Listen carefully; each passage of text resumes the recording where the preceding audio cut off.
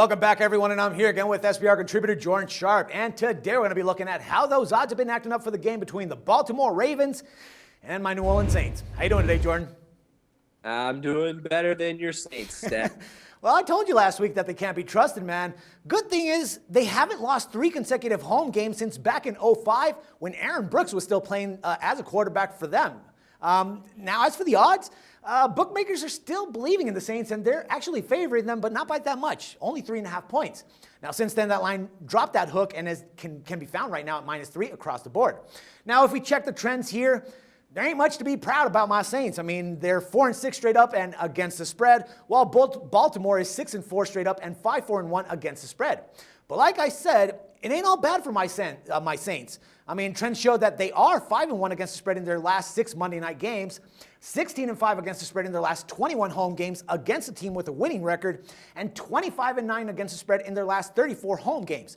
Now, as for Baltimore, they're coming off an extra week of rest, and we'll be looking to pick up right off where they left off in Week 10 with that win over the Titans.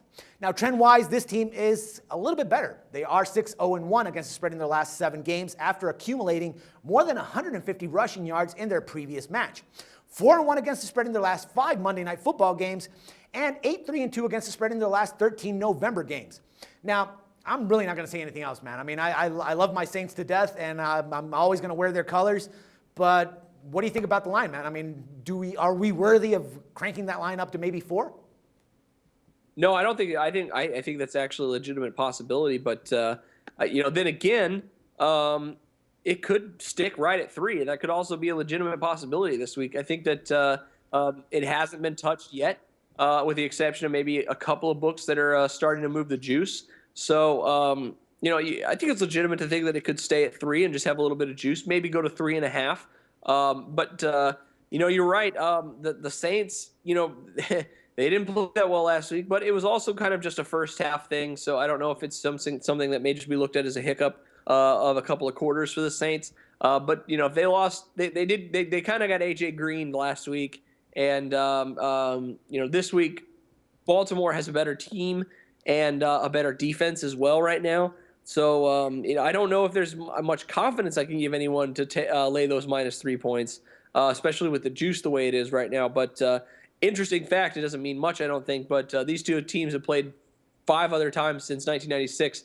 Over's gone over. The over has cashed in 4 of those 5 games. And even at 50 points, high total of the week, might be a pretty good game for the over between these two teams because Baltimore has a good defense, but they will give up yardage, and a team like the Saints that will lead to points. And obviously we know the Saints and Rob Ryan, depending on the week, obviously, can give up a ton of points as well. So, 50 points, it's high, but it's high for a reason, and might not be a very bad value. I agree, man. I mean, Flacco is known to actually sling the ball pretty well deep down in the field, and, well, we know what Breeze can do if he's actually playing well, I think that the best bet in this case is going with the total, and that 50, I mean, I really don't believe that it's high. I think that it's actually pretty good, considering the fact that we got both 2 good teams offensively, with Baltimore with a shaky defense and the Saints, with the awful defense.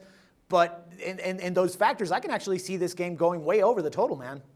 Yeah, here's the only thing for the Saints that worries me. They just lost Brandon Cooks. That's a very unfortunate injury for this team. I mean, I wouldn't call it devastating, but I will call it a big loss. Yeah. And they have Mark Ingram back, but they're still without Pierre Thomas, which has really limited them on 3rd down, I think, as well. So that is a little bit of a concern. But if you compare it to the other game that we've talked about today, that has a 50-point total, which is Jacksonville and Indianapolis, which I think is probably a really good under bet. I'm completely on the other side of the fence on this one. I still think if New Orleans can continue to be at least solid on offense, they're going to be able to score on Baltimore here, and 50 points is probably going to go over between these two teams. Totally agree, brother. All right, Jordan, as always, my man, pleasure talking football with you. Go Saints, and I'll talk with you next week, man. All right, thanks, Dax. No problem. And for SBR Picks, this is Dax Floyd.